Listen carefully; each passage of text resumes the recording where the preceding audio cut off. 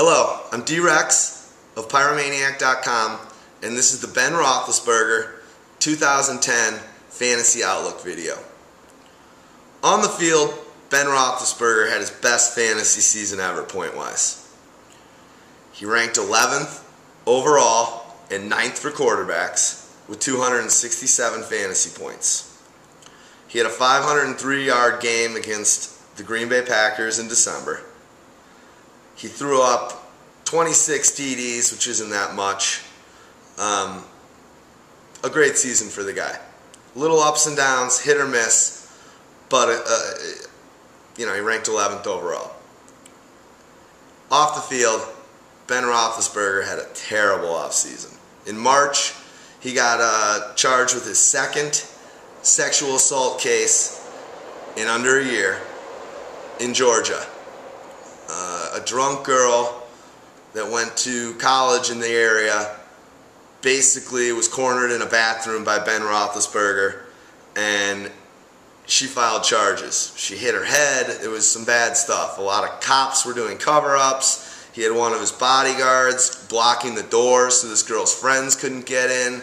You know, the story says that the friend said that Ben Roethlisberger's penis was already outside. It was hanging out of his pants, out of his zipper, when he was walking towards the bathroom to corner this girl.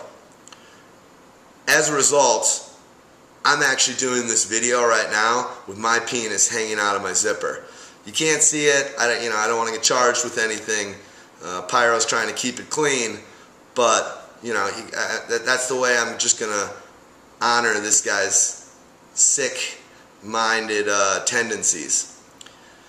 Last July, he actually had a sexual assault charge against him by a Harrah's executive, a VIP host is really what she was, and she had said that Ben Roethlisberger called her cell phone and had said that he said that his TV sound system wasn't working. She came in to check on it, basically found out it was totally working fine, and Ben Roethlisberger cornered her, started to try and kiss her, and she sued him.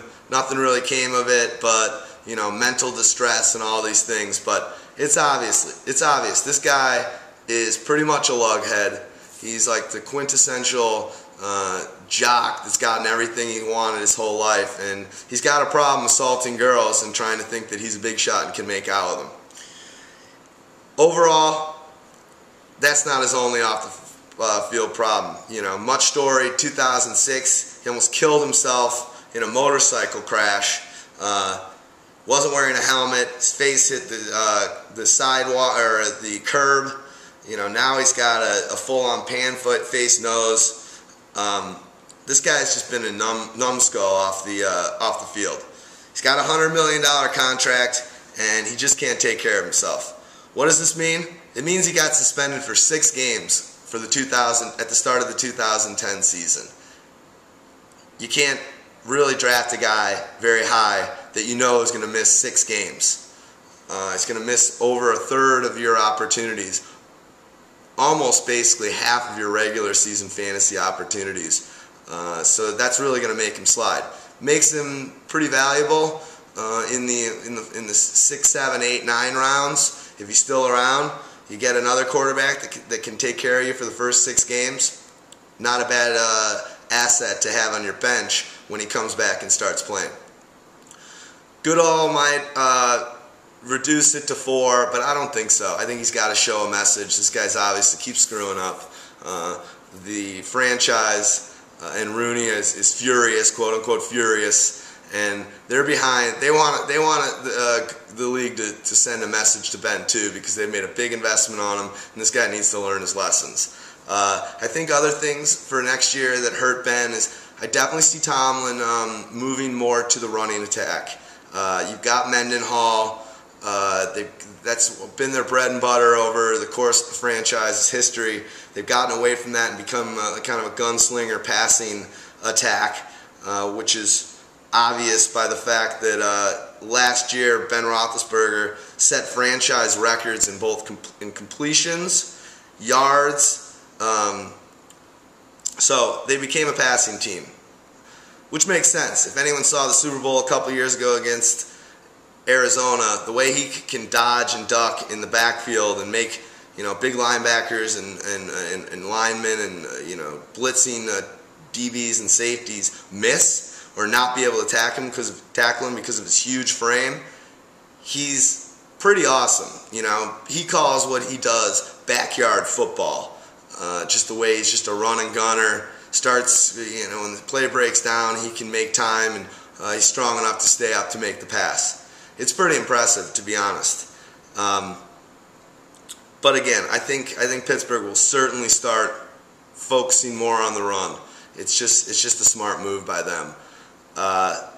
You know, another thing that you got to consider with Ben is he tied for first in sacks, taking sacks. He had 50 of them last year, which is a lot of sacks to give up.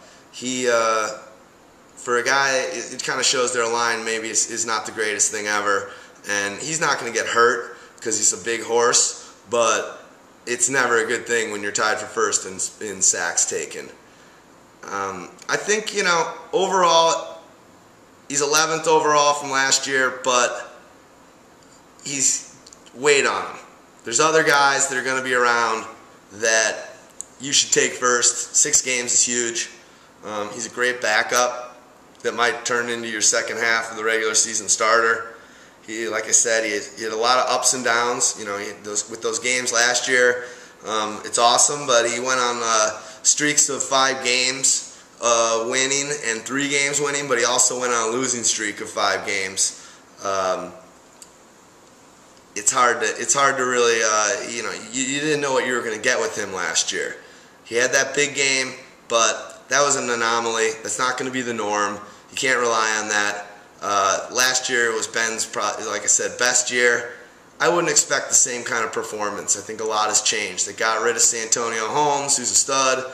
Obviously, they drafted this guy out of Ole Miss that's supposed to be prime NFL ready. You've got Hines Ward, who's awesome. You've got Mike Wallace, who was a surprise hit as a rookie last year. He's a good-sized burner. He was the reason why they didn't feel too bad about getting rid of Santonio Holmes, who got in trouble himself for not turning off his iPod on a flight. But he's got talent. It's a good team. You know, I always like to take quarterbacks and players that are on good teams, but there's a lot going against him. And, you know, if people are boycotting BP gas right now because of their oil spill, then maybe fantasy fans should boycott Ben Roethlisberger for their fantasy season. So there you have it. Keep checking in on Pyromaniac.com for these. We're doing a major redesign that is going to launch on July 15th. In 2 weeks from today, we're going to be launching a really special site called the Fantasy Football Pharmacy. It's got a 3-tiered experience that is nothing like you can find on the internet for fantasy football. The design is slick. It's super user intuitive. We really put a lot into it. It's going to be some user-generated components, and we're really excited. So in 2 weeks, look out for that. At July 15th, look out for our redesign. And we really appreciate you following us on this journey. So, Ben Roethlisberger, buyer beware. Thank you.